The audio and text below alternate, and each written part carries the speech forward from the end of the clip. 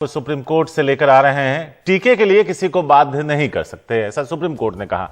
लेकिन सरकार आपको बता दें कि नीति बना सकती है। सार्वजनिक स्वास्थ्य के लिए सरकार शर्तें भी लगा सकती है। वर्तमान वैक्सीनेशन नीति अनुचित नहीं है, टीके को लेकर दखल देने को इच्छुक नहीं है।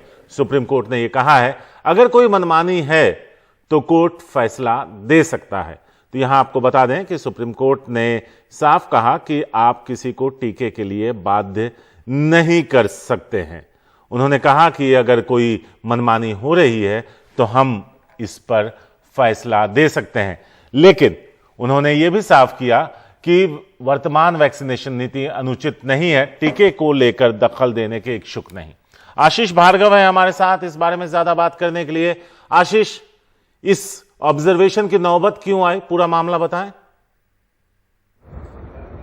जी देखिए, यहाँ पर जैकब पुलियल एक विशेषज्ञ हैं, वो यहाँ पर आए थे और उनकी मांग ये थी कि जो वैक्सीनेशन सरकार कर रही है बिना किसी क्लिनिकल डाटा के कर रही है, कोई सार्वजनिक नहीं किया गया, प्रतिकूल क्या क्या उस पर असर हुए ये नहीं बताया गया। वैक्सीन एक तरफ से कहा जा रहा है कि वो अनिवार्य नहीं है, लेकिन पब्लिक प्लेसेस में बहुत जगह नौकरियों में वहां पर उनको अनिवार्य बनाया गया है कि उनको जाने नहीं दिया जाएगा।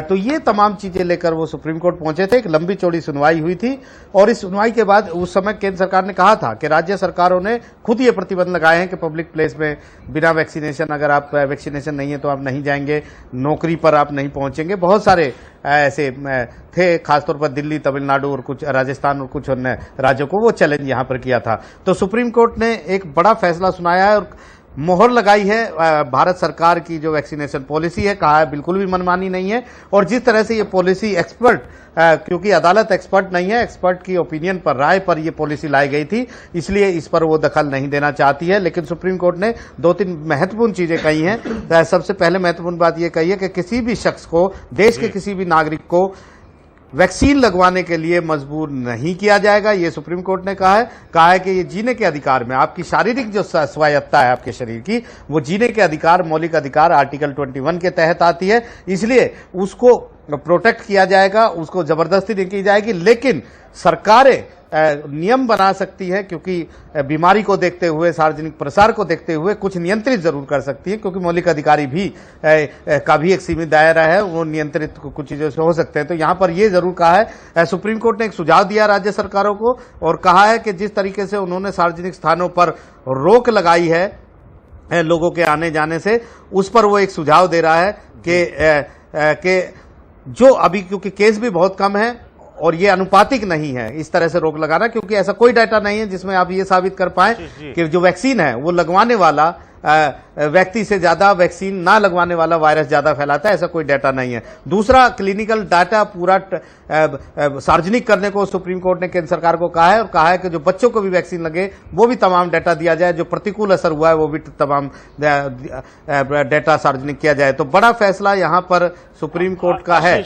और सुप्रीम कोर्ट ने साफ किया है कि ऐसी नीतियों में वो दखल नहीं देगा। जी आशीष, संक्षेप में क्या इस याचिका का मकसद ये था कि जो टीके डेवलप किए गए उसको लेकर जो ट्रायल किया गया या जिस तरह की पूरी एक टाइमलाइन फॉलो की गई, उसको लेकर पारदर्शिता नहीं बरती गई, शायद यही वजह है? जी बिल्कुल, उनका ये कहना था कि जल्दबाजी में ये सब टीके आ गए, इन पर क्लिनिकल ट्रायल ढंग से नहीं हुआ होता तो आप ट्रायल के आंकड़े सामने रखते, सार्वजनिक रखते तो पता लगता।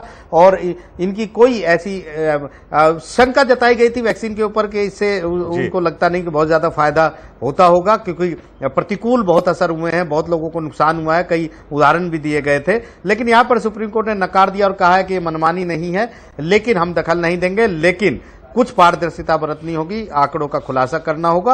और सरकारों को कहा है, राज्य सरकारों को, जो आपने बंधन जो लगाए हैं, प्रतिबंध लगाए हैं, जो वैक्सीन जिनके पास जो उन्होंने नहीं लगवाई है उन पर एक बार फिर से विचार करें, उन्हें वापस ले लें। ये सुझाव दिया है और कहा है जब तक जो संक्रमण की दर कम है तब तक तो ये कर सकते हैं, बाद में आप देख सकते हैं। तो फिलहाल सरकार को भी बड़ी राहत है, लेकिन लोगों को भी जो वैक्सीन नहीं लगवाना चाहता उससे कोई जबरदस्ती नहीं कर सकता, ये सुप्रीम कोर्ट ने साफ कर दिया है। शुक्रिया आशीष, बेहतरीन तरीके से बताने के लिए कि क्या कुछ हुआ और इसके पीछे का मकसद क्या था।